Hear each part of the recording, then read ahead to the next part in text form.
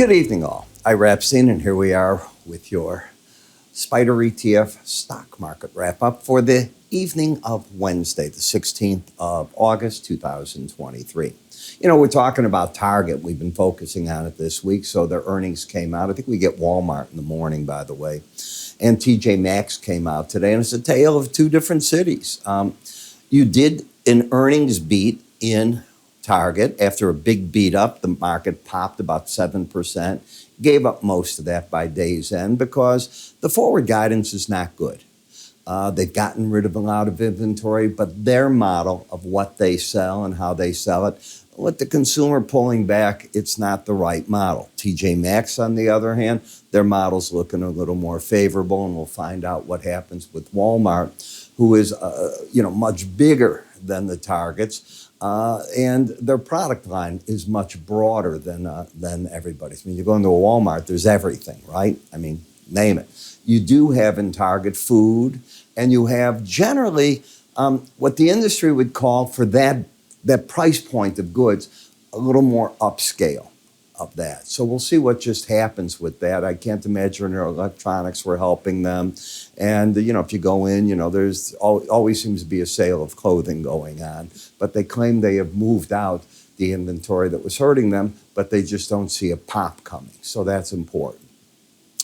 We then had news from China where things are getting even worse. Then we had the Fed today, and the Fed comes out, and their notes basically say it's more of the same, but there is dissension. It's very clear. If you read the notes now, you saw that out of 18 voting members, I believe that, not 18 voting, 18 members, 11 voting, out of the 7 that did not vote, at least 2 would have voted against raising rates. And they're out of the other 11, although the chair was able to hold everybody to an affirmative for the rate hike, boom. Now, what they are doing is they keep coming up with new terms to put an adjective in front of the fact that they are just one thing. They're going to be data dependent. The data is going to tell them what to do.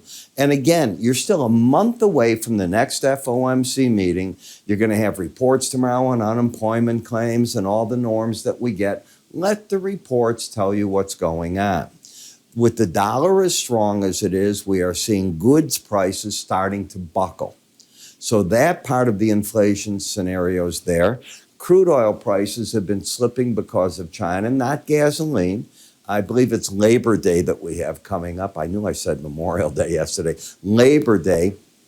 And with that, gasoline demand will probably be good for the remainder of this time frame. A lot of people are on vacation.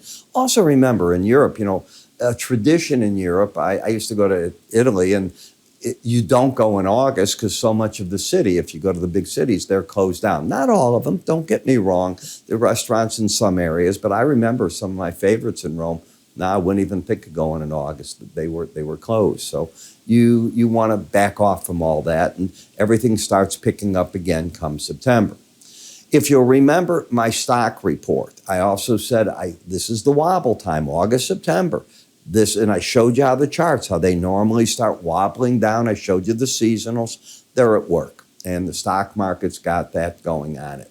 Now I have another market I want you to focus on, and we will get to the charts right after this. I said I was going to do a report, and I did. So I decided to look at the 30-year U.S. bond. And the reason is, if you really look at the premium difference between, and I'm talking the yield that they're offering, that's the right word, the 10-year to the 30, is very, very narrow, not much difference. But I wanted to show it. So I went into the seasonal charts, showed you the 20, actually the 30, 15, and 5s.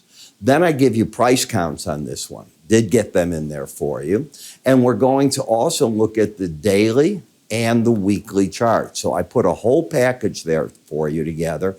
And as usual, it's a video report. In order to see it, you've got to go to our website. Under the word research, it'll be there. At any time in this video, you can move your clicker up there. You'll see an icon, give it a click. For those of you on my mailing list, it was already sent out to you. These reports are only up 3 business days. So you don't have the luxury of time. Oh, I'll get to it. It will be gone. I can't tell you how many people write me. Can I have the stock report? I missed it.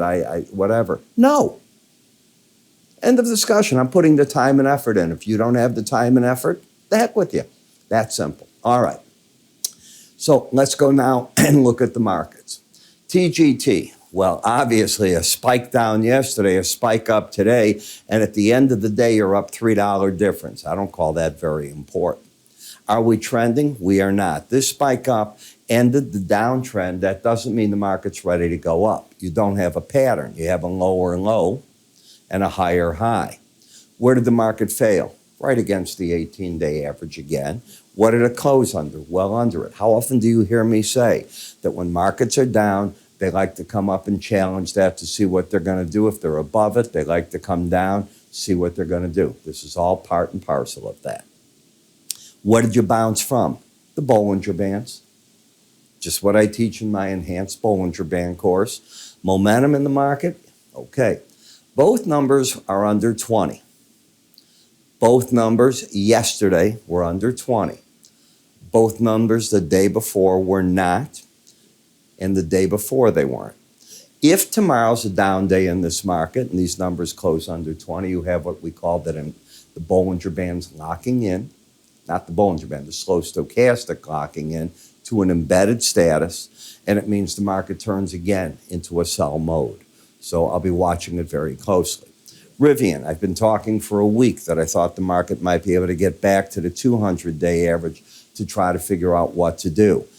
You made your challenge. You got today to 2020, 1962 is that number. You hit the lower Bollinger Bands the other days. This market's trying right here to say, okay, what am I going to do? Is it embedded? Both numbers under 20, both under 20, and both under 20. You have your embedded reading. So, two things. Number one, rallies are going to get sold, I think, by the pros. They will bail if the red line closes over 21. You heard the word closes. So you got to wait throughout the day. And if it on the rallies, if it doesn't do that, they'll be looking for this challenge of these numbers. Also, I would not recommend that they'd sell if you're first making lower and low. In other words, take out today's low.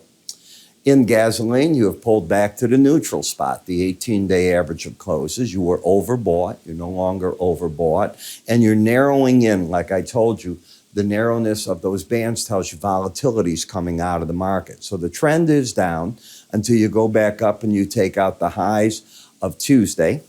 And a target could be the 69.57 level with resistance at 72.16, the 18-day average of closes. In XLF, right on down to the 200-day average and the Bollinger Band, similar to Rivian, if you'll recall that, but oversold. XLI, now here's what you've done. So often you hear me talk about these markets will go sideways on you and you want to stay away from them. I think you'd agree. That's your narrow Bollinger Band. Now, to get a breakout, the market's got to close under the band and in the bottom 50% of the day. So today, we certainly have that. What about yesterday? Let's get over there and come back to this. And here is yesterday. And you closed at 107.54 under the band and at the very low of the day practically. We have a downside breakout. 2 days in a row, under the band, lower and lows, bottom part of their ranges, very bottom part of their ranges. So until you get back, not over that high, but this high, I say this is the power to drop the market even lower, even though it's oversold. In other words, we got problems in manufacturing. We saw that with the New York Empire numbers the other day, and the market's now doing that. NVIDIA, tell me the number it rallied up to and where did it stop? Am I blind, or did it not just go like we keep talking? You go back to that 18-day average. Now, this is not a market I would tell my clients to be short. It's a darling favor. Buy signals make sense to me.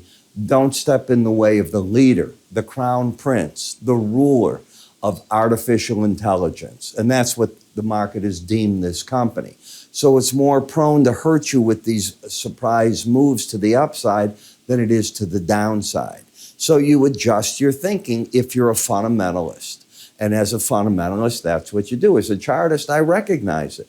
And I have no problem in saying, you know something? I don't have to be a hero. I don't need to play the short side of that market. I'll wait for my turns and join into the public when they want to be long. So let's assume I miss everything on the downside. It goes back to 365. So what? There's so many other things to trade. I want to congratulate Coinbase. They are now futures commission merchants. They have become registered with the CFTC. They come under the jurisdiction of the National Futures Association, just like I am and just like all other registered brokers in the futures markets. The good news is no more outlandish claims. There's rules they have to play by. It is a first step. Remember what I told you.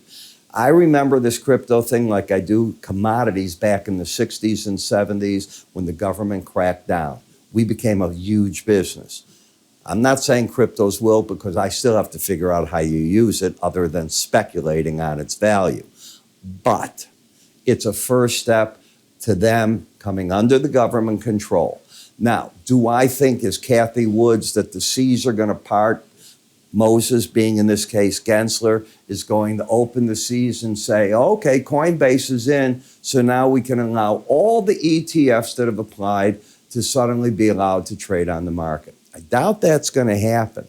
Could it down the road? It could. Anything's possible, but I haven't seen the need for it just yet, and I don't think the government has the control over them that they yet want. This is a big win. Don't make light of this. This is a big win for Coinbase and for the industry. That's how I view it, and it's a positive. And, you know, I rarely say great things about that industry. This is a good thing. Embedded, bearish, still coming down. Next support zone, the lower band. Maybe you want to go into these parts of the market. Hard to tell. In the home builders, so today we saw, you know, this whole week we've been getting forms of home builder notices, and we saw that the starts, big time jump, way beyond what the market thought, double. The permits weren't so big. They were 1/10. They were a big miss on new permits, but I don't know what that's about. It could be interest rates are stymieing things, and down the road, let's build what we have. We don't need to pull new permits. People are holding back. But those that have them, let's get going with it. I have a family that's in Bonita Springs. They've been waiting a year on permits. A year. They own the land. A year. Come on. Doesn't help their county. It doesn't help anything. All right. XLA, higher, if you look at this, higher lows, higher highs. So you're back into neutral territory. You lost the embedded reading. The goal was to get to the 18-day average. You're there. Now it has to decide, does it take this out, make a run down here, or is this enough and the market tries to get its feet under it? How could you want to own gold or silver? I don't get it when you've got interest rates going like they are. The Treasury today sold 17-week notes. You can get 5.25% for 17 weeks. You want to own gold? 4 months you own it, you made 5%. I'm not saying gold can't go up 5%, but you'd have to take this market, quite a bit higher. It can happen, but you have no risk to make the 5%. By the way, if you buy T-bills and so on, you can use them in your brokerage account, in futures especially, as margin. I don't know if you're aware of that. So there's many things you can do. SLV, I am just plain bearish on these metals. As the dollar keeps doing what it's doing, why do you think they're going to go up? China's in big trouble. They're super transparent. I want to say that about China in a major fashion because they told you at least they're not going to report on youth unemployment because it got too high at 21.3%. And today they made a new rule. They brought back an old one where you can't sell your shares that you own through a stock brokerage company unless in certain companies that brokerage company has enough shares to match your sell order with an equal amount of buys. They're transparent about it. You want to trade in that environment? Go ahead. Copper market just crashing away here. That's China. Love the transparency. They haven't done anything with their property. They haven't done anything with the shadow banking, but they have done good things. They have task forces that now look at these things. That is very good. TLT, lower highs, lower lows coming on down here. Okay. You have your embedded reading. Okay. So you think that you're not going with higher rates. Remember what I told you. You don't need the Fed all the time to do anything. The market's doing the Fed's job for it. It's adding day upon day upon day, more and more yield. You'll get corrections, but that's what's going on. Dollar, how do you want to be bearish the dollar as interest rates are going in our economy? The question is, how do we slow the darn thing down? Isn't that what the question is? The question isn't how do we perk it up, it's how do we slow it down? The dollar gets stronger, interest rates higher, this Goldilocks scenario keeps going, and away you keep going with that. It'll all come home to roost eventually. Picking that time, that's not my job. Following after it happens, that's my job. FXE down to now possibly a challenge of the lower band, oversold. I think the pros are taking money off the table. I mentioned that the other day. So again, my report, it's out. You have 3 days to look at it. IraEpstein.com under the word research. You can move your cursor to the top here. If you're on my mailing list, I have sent out already how you get into it and take it from there. I'm Ira. You have a good day. I will talk to you all in the morning. Take care.